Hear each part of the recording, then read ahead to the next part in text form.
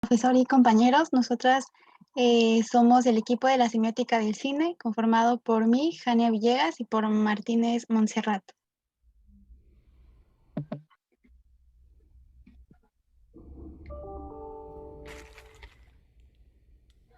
Ay, no me deja cambiar. El sí o no a la semiótica del cine. Y esta se da a partir de explicar lo que no es la semiótica del cine. La semiótica del cine ha tenido grandes aportes a la semiótica aplicada. El autor que más resalta es Christian Metz, que propuso entender al cine como un lenguaje sin lenguaje, que traduciendo en términos de la comunicación, es algo así como pensar en un código, pensar en un mensaje, pero sin código. La filmolingüística de Metz, que es su aporte, ha tenido dos consecuencias en los estudios del cine. La primera son los aportes que él hizo, que es el aporte de la lingüística en el conocimiento de la estructura de la significación en el cine.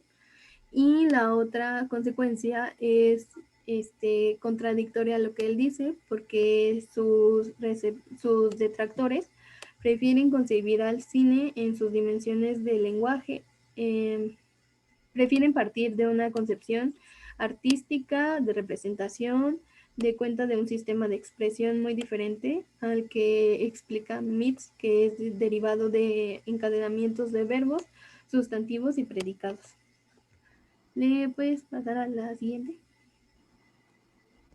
Ok, entonces Metz era consciente de que su análisis estaba limitado al solo analizar un código de los muchos que tiene el cine, el de la banda de las imágenes. Entre los aportes de la lingüística al estudio de la semiótica del cine se encuentra la incorporación de categorías translingüísticas en la comprensión del fenómeno del cine, como la doble articulación, las relaciones paradigmáticas y sintagmáticas, pero la duda que aún continúa de que si lo visual puede ser asimilado por lo verbal. Entonces, Metz da una respuesta y dice que no se puede, y por eso elaboró su propia taxonómica de los 8 tipos de sintagmáticos de la banda de las imágenes. Pero al momento de su aplicación en un análisis en cinematografías distintas a la clásica, su modelo mostró sus carencias al analizar una película que se llama Adiós Filipinas, la cual era moderna y rodeada en un contexto de la nueva ola francesa. Entonces, Metz relaciona en un segundo momento la semiótica con el psicoanálisis, y es entonces que lanza un libro que se llama El significante imaginario. Entonces, el descentramiento de nociones duras de lingüística hace que los estudios del cine comprendan como el elemento más tangible del signo, la parte material, se nos muestra en una película sin posibilidad de arraigarse.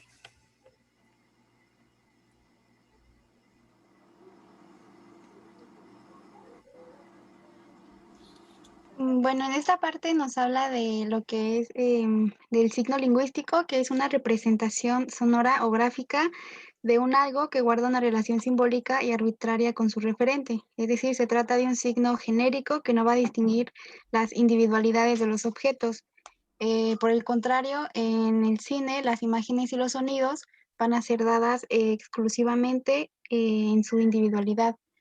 Es decir, la imagen de un rostro va a necesitar de un rostro en particular o en específico para que se pueda generar.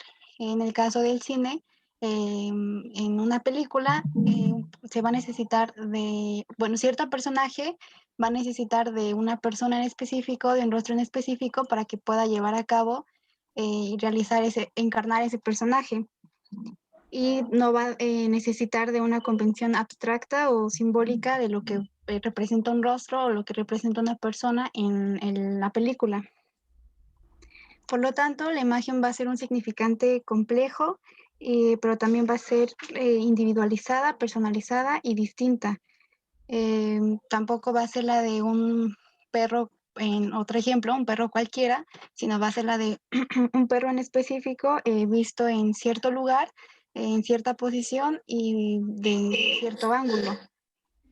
Por lo tanto, estos objetos se van a convertir en signos icónicos y también simbólicos, ya que van a entrar en relación con la cultura que los genera e interpreta.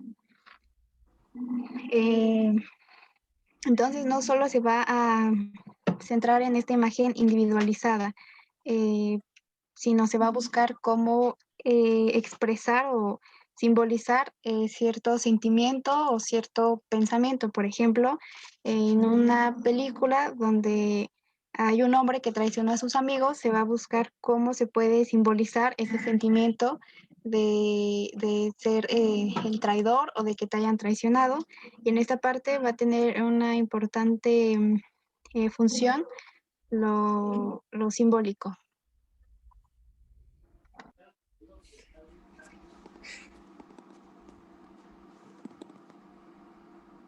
Ok, entonces ahora sigue la deuda de la lingüística con la semiótica.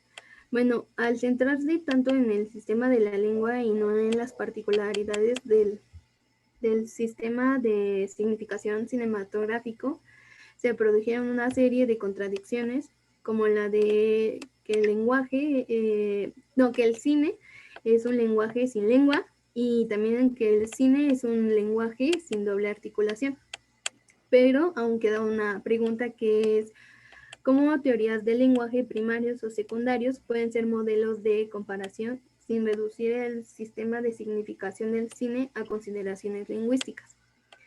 El cine es un lenguaje susceptible de expresar ideas y sentimientos, cuyos sentidos no dependen de una palabra o de un texto que se transforme en una imagen, sino que más bien va a ser un lenguaje con una materia de expresión heterogénea que se construye en coordenadas espacios temporales y no a partir de convencionalismos de abstractos de los signos lingüísticos. Entonces se da una relación entre el montaje y los planos. La siguiente, por favor.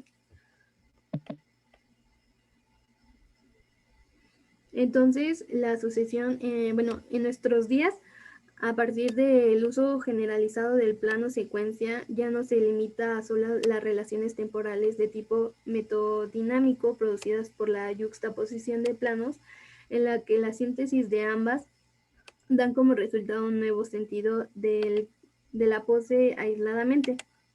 La incorporación de estas nuevas tecnologías, las nociones de montaje se recuperan como una operación temporal y espacial a la vez. Esto da como resultado que surjan nuevos nombres a los movimientos de las cámaras. Un ejemplo es el que sucede en 1999 con esta película que es de Matrix, donde surgen los nombres como movimientos congelados, inicios estáticos, seguidos de recorridos tridimensionales de la cámara, multiexposiciones que generan barridos y con ellas la sensación de un traslado. La mezcla de la fotografía fija con un movimiento en la postproducción y el montaje de las imágenes, capta desde diversos ángulos, pero al mismo tiempo, y han iniciado un nuevo estilo visual en el cine sobre la base del rompimiento del espacio tridimensional y lineal. La siguiente, por favor. Otro ejemplo de los aportes tecnológicos es la película de 300 de Zack Snyder, donde algunas secuencias de lucha que son cuerpo a cuerpo son una realidad cinematográfica, porque se dan a partir del cuestionamiento de las leyes de la naturaleza para resaltar su sustancia significativa del cine, que reclama un acercamiento semiótico fundado en su propia forma y no en la transposición de las nociones lingüísticas.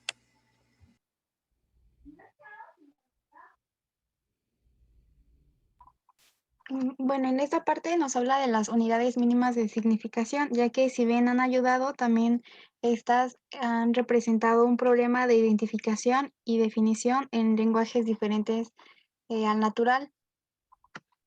Em, Estas unidades mínimas de significación lingüística también han permitido comprender articulaciones paradigmáticas y sintagmáticas que van a permitir la expresión y comprensión del entorno cultural y natural de los hablantes. Em, em, entonces, el lenguaje natural va a tener una gran utilidad, ya que tiene una gran capacidad para que se pueda hablar de todo y sobre todo con poco o con una pocas articulaciones de pocos fonemas, perdón. Sin embargo, estas unidades mínimas de significación pues presentan un problema en los lenguajes secundarios, como son el arte o los medios, ya que estos otros lenguajes secundarios no tienen la facilidad de comunicar mucho con tan poco como con el lenguaje natural. Em, y, por ejemplo, no se puede, esta doble articulación del cine no se puede basar en simplemente el punto, la línea o la curva en una cierta escena, la asimetría que pueda existir en una escena, o en el contraste o los colores que puedan haber en estas, ni tampoco una primera articulación del cine podría ser aislando elementos de la imagen. Por ejemplo, la imagen, una foto de una persona no se puede eh, simplemente aislar una parte del rostro de la persona como podría ser el ojo. Por lo tanto, el fotograma niega la existencia del movimiento y por lo tanto también va a negar la sustancia misma del cine. Eh, y pues el fotograma no podría entonces considerarse como la unidad mínima de significación, ya que pues caería en el error de querer hallar la esencia lingüística del cine.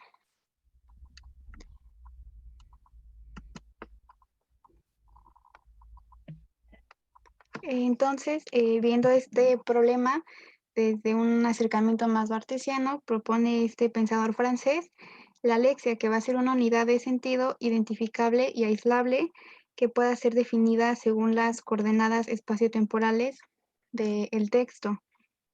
Entonces, identificar una lexia va a tener que ver con una actividad analítica de aislamiento de las estructuras de sentido del cine, ya que estas, al ser individuales, van a ser válidas simple o únicamente para el filme en cuestión, no para otros. Por ejemplo, en una película puede ser que una escena donde hay muchas personas eh, se vea como una protesta, mientras que en otra pues puede ser como de una gran celebración.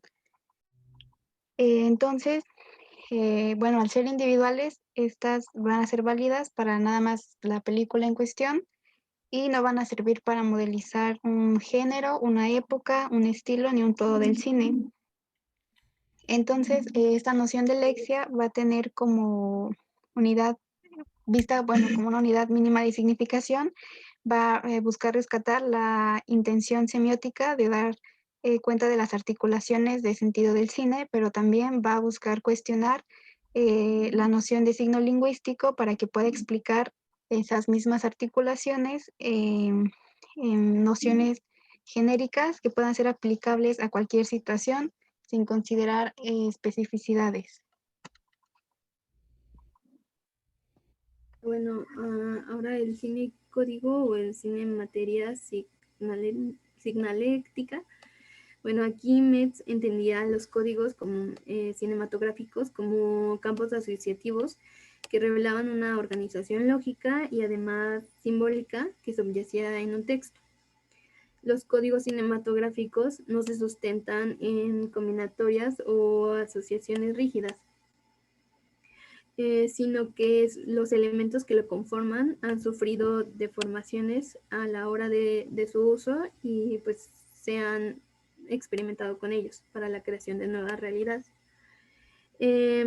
El cine se constituye sobre códigos inalterables, los signos y las combinaciones se asemejan a los lenguajes de computación, donde si uno llega a cometer un error, pues, pues no se puede llegar a su comprensión.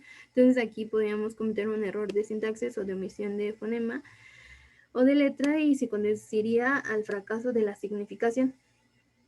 Entonces, Metz plantea una hipótesis acerca de la comprensión y codificación del cine al decir que es un lenguaje heterogéneo que se relaciona en su materia de los siguientes códigos. Uno de ellos es la percepción, el otro es el reconocimiento de identidad cultural, los símbolos y connotaciones, las estructuras narrativas, el sonido y los códigos. En los primeros 5 es, se representan lo fílmico y se pueden compartir con otros lenguajes, ya sea literario, pintura, fotografía, música, baile. Y el último constituye lo cinematográfico. El código tiende a limitar los procesos de transición y comunicación a operaciones más o menos automatizadas de producción y consumo del sentido. El código permite el intercambio de signos comprensibles en una cultura, pero es una noción que entra en conflicto con otros sistemas de significación que para existir requieren de la inexistencia o el cuestionamiento de los códigos. Aquí entra la percepción del espectador y la materia del movimiento, pues estas hacen que la percepción semiótica de códigos se modifique, pues el código real no es nunca literal, porque este puede que dependa de las condiciones del enunciado. Aquí hay un problema porque al entrar el arte o el cine existe no coincide con estos códigos porque el arte es deliberadamente ambiguo y también no es, bueno, más bien es anticódigo. La siguiente, por favor.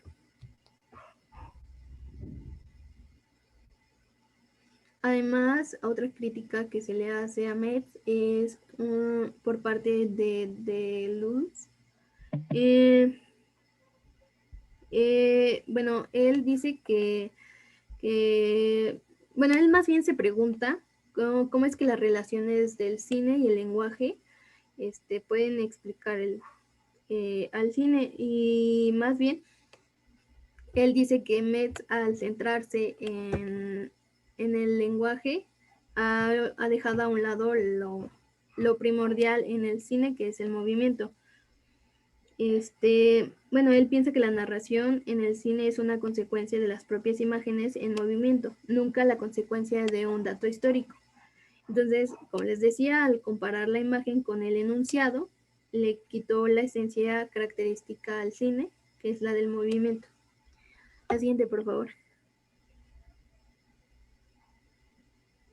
Entonces, las imágenes se conforman en planos o en encuadres, en sí mismo móviles y en constante transformación. También se forjan intervalos donde aparecen distintas imágenes, o sea, los montajes, y la esencia de estas imágenes en el cine se encuentra en el modo en que de la duración, del tiempo, y se representan en signos que remiten a otros signos. O sea que cada imagen le corresponde a algún tipo de otro signo.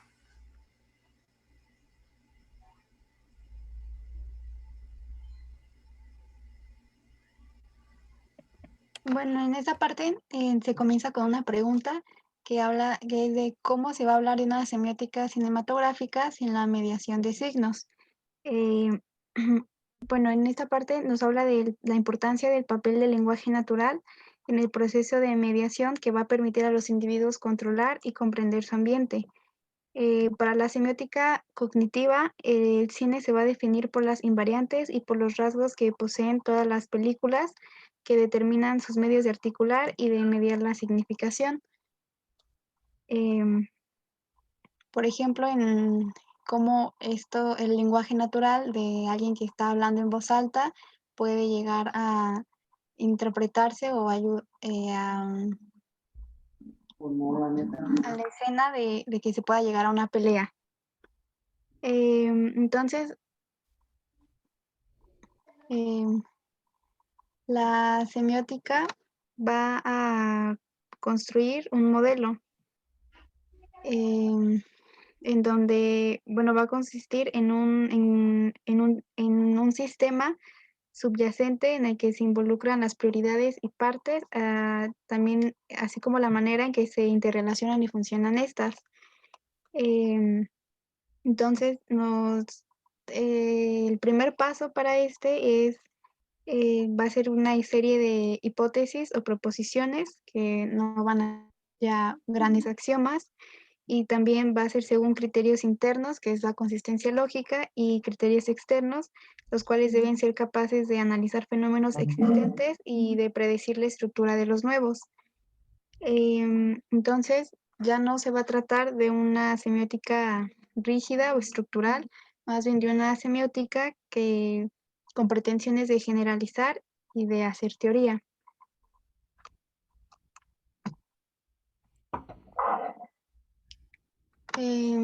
Entonces, para los semióticos, bueno, los semióticos cognitivos no van a especular o a moldear, sino más bien perdón, no van a especular o a evaluar, sino más bien van a modelar actividades mentales reales en el marco del estudio de las películas. Em,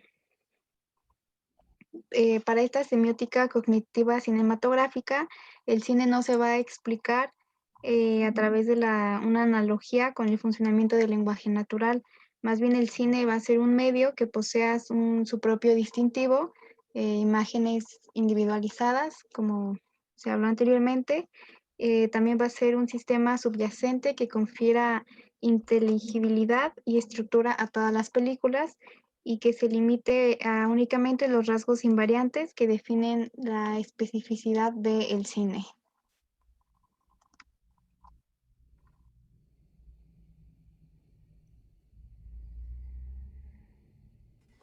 Bueno, por último, la semiótica en el estudio de la sustancia del cine, los rasgos que son invariantes a este. Bueno, la forma del cine, que es lo que nosotros podemos llegar a percibir de las películas con nuestros sentidos, se ha ido aclarando mediante los problemas centrales del relato cinematográfico por oposición o semejanza al literario.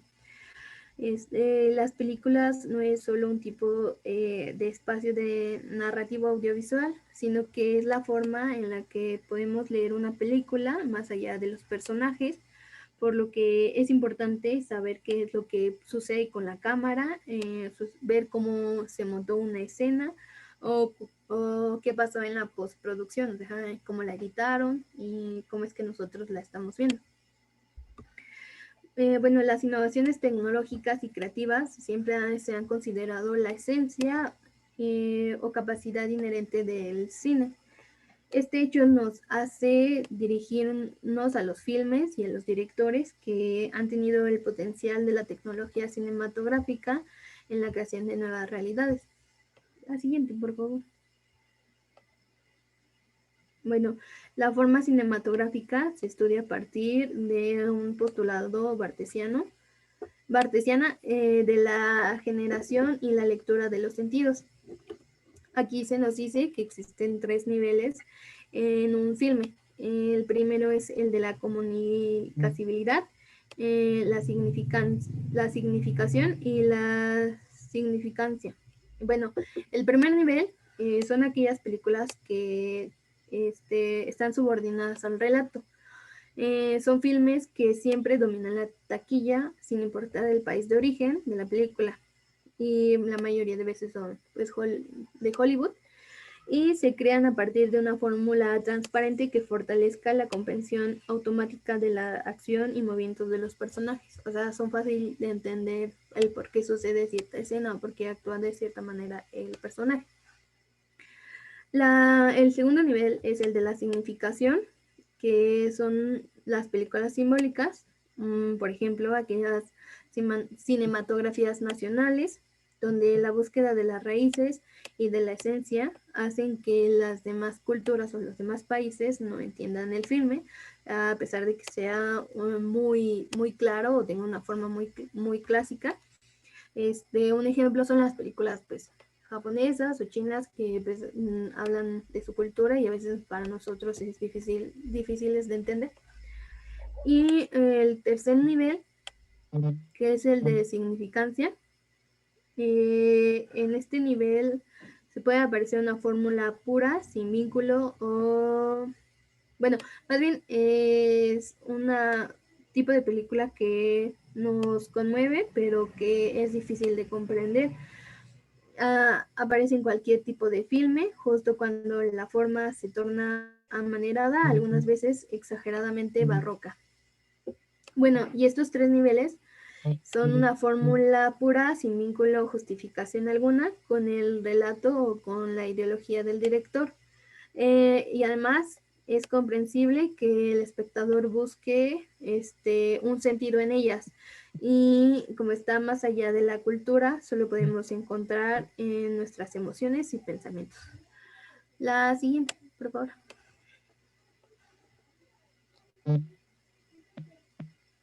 Bueno, y ya por último, lo que debemos hacer para estudiar la cinematografía, debemos reconocer la importancia de los múltiples rostros del potencial de la tecnología del cine, que se ubica en tres macrosustancias, que es la puesta en escena, en cuadro y en serie.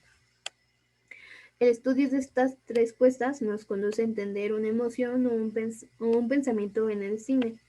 Nos hace implicarnos a nosotros mediante la forma cinematográfica, gracias a la comprensión profunda de las articulaciones del cine, con la finalidad de de que expliquemos aquello de la película que tuvo algún significado para nosotros. A partir de de estas puestas, nosotros llegamos a tener un significado de la película. Y bueno, eso sería todo. Gracias.